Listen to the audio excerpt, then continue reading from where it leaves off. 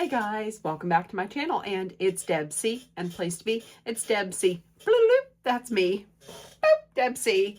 Hey guys, oh my gosh, this chair is so squeaky. Anyways, happy Wednesday, guys. I hope everybody is having a wonderful week so far and had a great day. I'm going to talk about sister wives today. So I was like, let's come down early. Let's come downstairs early. Let's get this done. Let's rewatch Beverly Hills or Salt Lake City, and let's make our notes, get my shower, and then tomorrow I can make my video for Salt Lake City. Came downstairs, was all ready, did not have my notes upstairs. So I was like, I'm not going back upstairs. So I made some new notes, trying to remember everything I could. This is all ready to go, except I didn't have my phone. So I did have to go upstairs, get my phone. So we're finally here. I'm using my second notes. They're not as copious, and I'm hoping that I remember everything. Okay, so let's start off. First of all, I'm gonna get through the stuff that really isn't like paramount to this week's episode. This week's episode was called like something like making out like teenagers. I don't know why they insist on naming the episode after something that Cody says, because them making out wasn't the main thing about this episode. So Christine, they didn't start here, but with Christine and David, Christine was making a diaper cake for Maddie because Maddie had her kid, had her baby. And so David mentioned something about like there's, you get a lot of things from Amazon or something like that. And she's like, yep. And and I thought this was interesting because he was like, okay, that's okay for now, but we got to think of what we're going to do whenever we're just living on my income. And I thought, oh, I wonder why he said it like that. Like, is the show going to be coming to an end soon? Or is that why she's writing the book? I thought that was interesting. But she had said that, like, whenever they first got together, whenever her and Cody first got together, and it was very early on in this whole thing, money was very, very tight. But then once money started coming in, she would have control over her money, and it seemed like there was never any kind of a budget. She did say everybody put the same amount of money into the family account, and everybody could take out to pay for like like school for the kids or for anything that they needed. She said that now she tends to spoil the kids a little bit because growing up, the kids really didn't have a lot. But once again, he was like, well, that's okay now, but we're really going to have to think about what's going to happen when it's just me. So I'm wondering what that meant. Okay. Now getting into Robin and Cody. Okay. So Cody shaved his mustache. And he shaved his jaw. He shaved his jawline. He still has that ridiculous, you can't even call it a goatee because it's just this. So he has like a half beard. So he has a half beard, and he has that ridiculous hair. But then I did see, I think it was yesterday on TikTok, where he got his hair cut. But he still has that stupid flesh headband, where there's like the two curls right here. Then he probably gets like a perm. He probably has two perm rods here and then perm rods here. And then he has in the middle that flesh headband, which looks fucking ridiculous. So I felt like they spent more time talking about him shaving his mustache and jowls and kissing his shy pretty wife.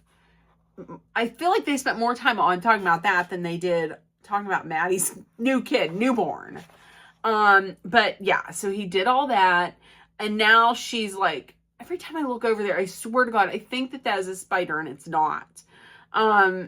So now that that's all shaved, because he shaved it because Robin was like, every time I kiss him, it hurts my face.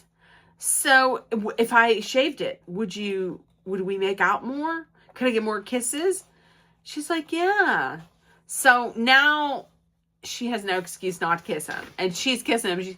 She claims she loves kissing his face now. Ugh. I wish she wouldn't. Also, in the file of what the fuck is from the What the Fuck Man files, Cody pulling out that Cody shaved, and then I guess he wanted to feel even more manly, so he pulled out his stinky, disgusting old high school wrestling mat that strange kids from high school sweated on. Ugh. I don't understand. I just don't understand. Janelle was like, well, Cody's grandpap wrestled, Cody's great-great-grandpap wrestled, Cody's grandpap wrestled, Cody's dad wrestled, Cody wrestled, the boys wrestled, everybody wrestled. Okay, so I played the clarinet in high school. You don't see me pulling that out and playing it. Thank God, everybody, people, dogs, cats would be happy that I don't pull it out. I don't have it anymore. It was terrible. So, and then that story that Mary was like, yeah, I remember they were really big into wrestling. Like in Janelle's kitchen, there was a wrestling mat and then the table. So they would have dinner and then they would take everything off of it and the boys would wrestle. May a love like that never find me, because the fuck that you're going to come into my kitchen, put down this stinky old wrestling mat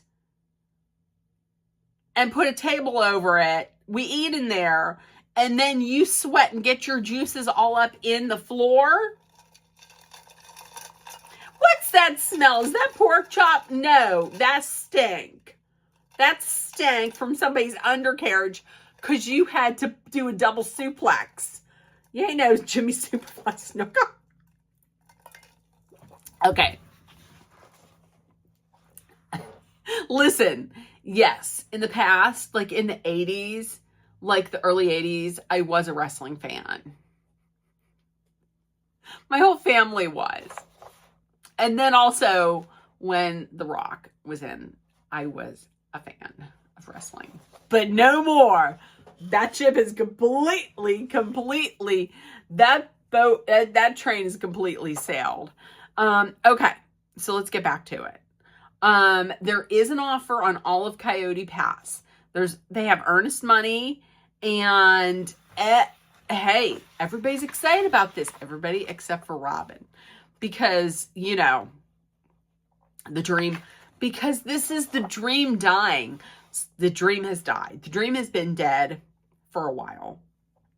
So Mary and Janelle are going to be coming into town to meet with them and get all of the information. Okay. So, which we find out that Mary has not been talking with anybody. Mary has been communicating back and forth with the lawyers, and she only found out that there was an offer because she was talking to Justin, the realtor. Like, the realtor had to tell her. Nobody else told her. Nobody else. Okay. So speaking of Maddie, I had mentioned Maddie before. So Maddie had her baby. This was quick. She went in at 8 o'clock in the morning, 10 o'clock in the morning, baby was born. So they were thinking that the baby was due on the anniversary day of Garrison's passing. But instead she was late. So she was the day after. She did have her baby. Amelia Estelle, and her nickname is Millie Star. Estelle is changed into Star, and they say Star because Garrison, I guess Garrison liked to like stars, and he liked to photograph the stars, which I thought was a sweet tribute. Okay, so Janelle is meeting up with her friends. I think it was Christina and Angela, if I remember correctly. And then at the end, it looks like they did it said in memory of Angela. So it looks like maybe her friend had passed away. But she was saying, it's sad, but she was saying that, Janelle was saying that she always had trouble making friends, but she did make 2 friends, Christine and Angela. And this was maybe about a year or so before she moved to North Carolina. So while she's in Flagstaff, she's going to meet up with them. And listen, here's another thing. I remember this because I was like, you're right, sister. They're like, both her friends are saying, have you met anybody? She says, no, I haven't. And she says off camera, or not off camera, but in confessionals, Janelle says, listen, I am finally at a point where I am living the life that I want to live, and all my kids are grown, and I don't have any constraints, and I can do what I want to do. Why would I want a man to mess that up? Listen, that is exactly right. That I feel you 100%, Janelle. They're talking about, I think it was Angela maybe that had said, because they were talking about Robin and Cody. And I think it was Angela that said something like, I don't think Robin even knows about how Cody is, like half the stuff. And Janelle disagrees. Janelle's like, no, they're equally yoked. Like they are, what did she say? They're equally yoked. They're the same person. They're basically, they're one and the same. And then Janelle had a good quote. It was something like, sometimes you have to give power to get power. Meaning like Robin comes in and plays the victim or plays this damsel in distress. And then Cody gets to come in and, with his ego and play hero, play like he's the hero. And, makes him feel good. But her doing that is kind of having, in the future, she's going to have a control over him. What else? Okay. Janelle doesn't seem as nervous about this. Now, Mary is in Utah. We see that they're renovating the inside. They're totally gutting the inside of her, is it an Airbnb or her B&B? Either way. So they're gutting that in the inside. She has a temporary roommate. She has a friend of hers, Amber. Now, she's known Amber and Amber's family for like forever. So, Amber's her temporary roommate for now. They were talking about Cody. I guess Cody, she's like, I told Cody, Robin said, or Mary says, I told Cody, you're not going to talk to me like that. I am no longer your wife. You can't talk to me like that, and you can't control me like that. Plus, she doesn't like the fact that Cody keeps talking shit on Jen.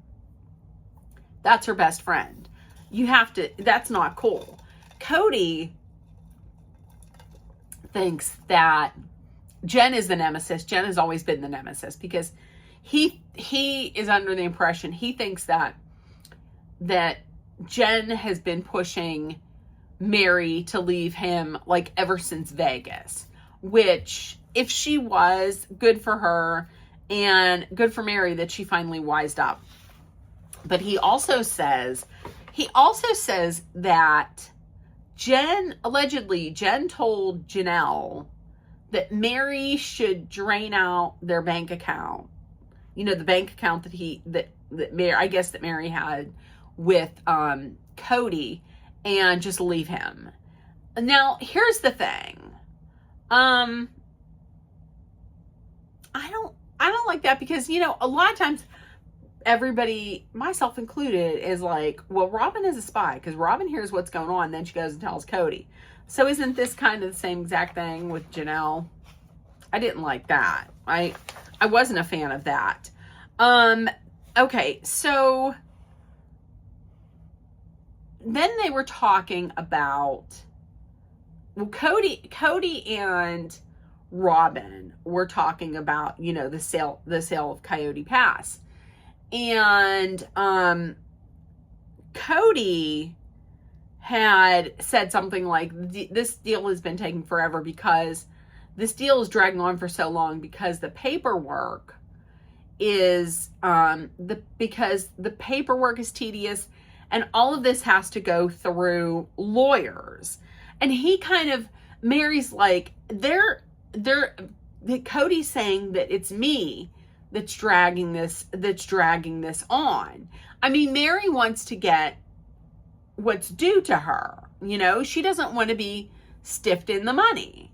So so he's saying that it's Mary that's taking long, but in actuality, like later on in the episode, Robin is like, I think I very rarely will stand up for Robin, but it seems like Robin was the one who was saying, no, we are going to make sure it's fair for everyone. So I don't care if I have to drag my feet. If I have to be the obstacle in the road, we're going to get it fair for everyone. Because Cody was saying that, Cody was saying that at one point he was only talking to Janelle about this. And he, I don't know if he had said that he had reached out to her, or he almost reached out to her and said, let's do a backdoor deal. Let's sell this without anyone else knowing. And Robin wasn't for that.